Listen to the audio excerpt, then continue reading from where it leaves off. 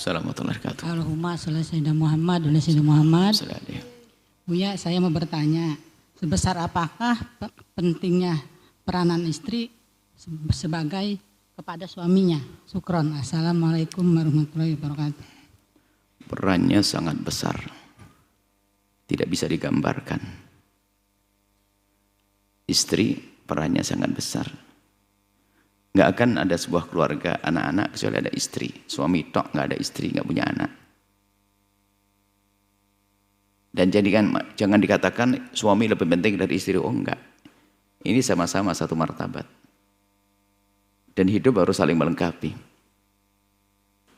Jadi penting, kalau dengan suami tentu ada masalah tugas-tugas ya. Allah atur imamnya adalah suaminya, maka seorang istri punya tugas ya, yang berbeda dengan tugas suami. Kalau tugasnya sama nggak ketemu.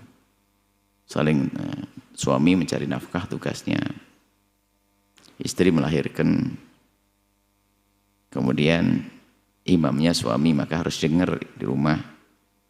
Kalaupun seorang istri punya ide cemerlang pun nggak boleh melampaui suami, harus pakai minta petunjuk suami, minta izin dan seterusnya. Kecuali suaminya idiot, nggak bisa berpikir dan seterusnya, bisa saja diambil alih, tapi pun tetap dengan adab kepada suami. Banyak perempuan itu di saat diberi kelebihan, saat itulah mulai bersekongkol dengan syaitan. Kelebihan harta mulai tolak pinggang, kelebihan ilmu mulai membusungkan dada, sombong. Itu adalah bahaya. Nah, sehingga dia akan keluar daripada tempatnya menjadi seorang menteri yang baik ya, wakil presiden yang baik, sehingga menjadi istri sombong. Jadi perannya sangat besar. Dan juga dia peran besar untuk bisa melestarikan rumah tangga, diantaranya mendidik anak-anak agar bisa hormat kepada imamnya. Sebab banyak ibu-ibu menjadikan suami pesaing, sehingga gap-gapan. Anaknya diajari untuk tidak senang dengan bapaknya hanya karena sebuah kesalahan, dimusuhi bapaknya, sehingga semua anaknya benci kepada bapaknya. Maka kami sampaikan, jika ternyata anak-anaknya ibu tersebut membenci ayahnya, berarti itu ibu yang gagal. Ibu yang hebat adalah yang bisa mengajari anaknya untuk bisa hormat kepada bapaknya. Biarpun bapaknya misalnya orang nggak benar, tapi tetap tertanam di hatinya rindu untuk berbakti kepada bapaknya. Itu ibu yang hebat. Maka ibu yang mengajari anak yang nggak baik sama bapaknya, ibu gagal dia. Biarpun dia dolim buya kepada saya, dia mencerai saya, tidak ngasih nafkah. Biarpun mencerai, tidak ngasih nafkah nempeleng, tetap itu ayahnya daripada anak-anak. Jangan yang jelek ayahnya, anak kita jadikan jelek juga. Ini kebodohan seorang ibu. Tetap dibisikkan, sayang, kamu mungkin dengar tentang ayahmu ya? Iya, Ma, ayah begini. Ayahmu katanya begitu. Tapi Allah Maha Pengampun. Kau doain semoga Allah mengampuni. Diajarkan yang baik. Allah semoga mengampuni. Anaknya mungkin sudah tahu tentang kejelekan ayahnya. Tapi justru akan ditanamkan cinta sayang. Kamu harus sayang kepada ayahmu. Umi tidak bisa kumpul dengan ayahmu terus sampai pisah. Tapi ayahmu adalah ayahmu. Dengan Umi sudah nggak ada urusan. Maka kamu bercita-cita untuk memuliakan beliau, untuk menyadarkan beliau cita-citamu. Ingat nak ya, bukan malah iya dari dulu nak tahu astagfirullah. Itu bukan untuk masya. Sekarang belum berubah, tahu enggak? Bahkan lebih parah lagi. Wah, ini ibu setengah setan atau bahkan sudah jadi setan. Sama sebaliknya seorang ayah. Jangan ajari anak-anaknya, jangan mengajar anaknya untuk membenci ibunya. Biarpun ibunya nggak benar dan sebagainya, nggak boleh begitu. Karena apa? Akhirnya anak menjadi pembenci. Termasuk banyak diantaranya ada kebodohan. Mohon maaf kadang ibu berbeda. Apakah karena istrinya meninggal dunia? Ini penting kami sampaikan. Seorang suami menikah dengan seorang perempuan. Dia sudah punya anak. Namanya anak tiri kan? Atau istrinya 2 atau 3 misalnya.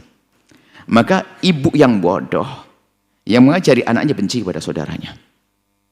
Berarti kalau mengajari anaknya benci kepada saudaranya, berarti dia menjadikan anaknya ahli neraka, menjadi pendendam.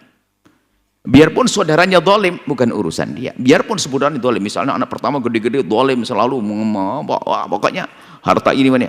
Biarpun dolim, apakah anak kita jadikan ahli neraka? Tolong, hei ibu yang punya anak tiri, jangan ajari anakmu musuhi anak tirimu. Sebab itu saudaranya. Mutus tadi persaudaraan menjadikan rizki akan dipangkas oleh Allah, keberkahan dipangkas neraka. Nah inilah, biarpun saudaranya jahat, jangan jadikan anak anda jahat. Cuman kadang hawa nafsu langsung diajari perang.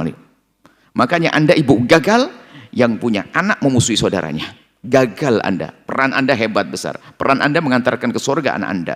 Didolimi oleh saudaranya. Saudaranya bukan saudara tiri, saudara seayah loh, itu bukan saudara tiri loh ya.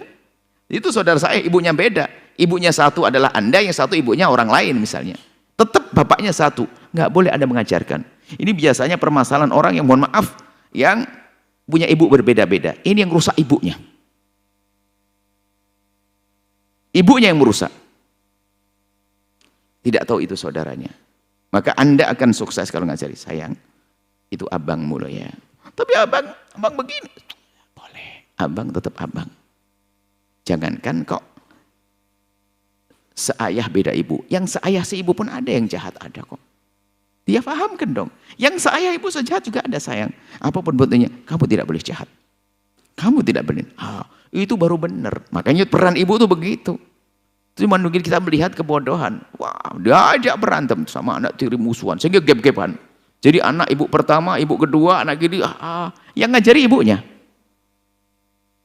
Ini bahaya sekali yang demikian. Maka Anda sebagai seorang ibu sukses kalau menjadikan anak Anda baik dengan saudaranya biarpun beda ayah. Apalagi misalnya saudaranya ibu anak yatim, anak yang piatu juga misalnya. Mungkin seorang laki-laki meninggal dunia, punya anak kecil-kecil 3, nikah dengan Anda. Lalu Anda punya anak. Anda harus hubungkan. Anda merawat anak piatu, tidak punya ibu. Anda jadi ibunya, hebat. Ini sebuah contoh, sebab kebanyakan tadi peran ibu itu merusak anak tanpa disadari. Merusak anak.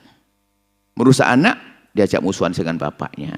Jadi kalau bapaknya nggak benar, langsung dikumpulin anaknya, kayak tuh ayahmu kemana tuh? Bahkan sampai ayahnya melakukan sesuatu yang halal misalnya. Memang kami tidak menghimbau orang untuk nikah lagi 2 dan 3, itu berat, itu di hadapan Allah Ta'ala besar. Cuman jika yang terlanjur nikah, ini ibu yang nggak benar bilang tuh ke tempatnya lonte itu ibu ayahmu. Ayahnya dibilang begitu, anaknya dimusuhi. Jadi memang ada ibu yang menjadi anaknya jadi jahat. Ada juga ayah juga begitu. Ngajari anaknya, Masya Allah jauh, sudah cerai, istrinya pisah, nggak boleh, kamu nggak boleh hubungan sama ibumu. Tahu nggak? Karena dendam. Ada ayah model begitu, sama. Ingat, anakmu harus selamat, anakmu harus ahli surga, gitu loh. Jadi itu peran ibu itu di situ, memahamkan, membersihkan hatinya, jangan diajarkan dendam dan sebagainya. Itu peran ibu. Mendidik anak bukan didik jasad saja, wahai ibu, bukan Anda besarkan badannya, akan tapi hatinya harus benar. Misalnya tetangga dolim kepada Anda di rumah Anda, ibu ternyata punya peran hebat, orang lain nggak bisa sayang. Ngapain tetangga? Iya, tetangga ternyata nebang pohon kita tanpa izin, ngerusain. Doain dengan doa yang baik sayang. Tetangga, Nabi mengingatkan tetangga, perhatikan tetangga. Cuman kadang ibu, dulu juga pernah, tahu enggak? Ini bukan yang pertama. Astagfirullah. Memang begitu tetangga, astagfirullah, innalillah, la ilaha illallah. Ibu mana itu, Bu?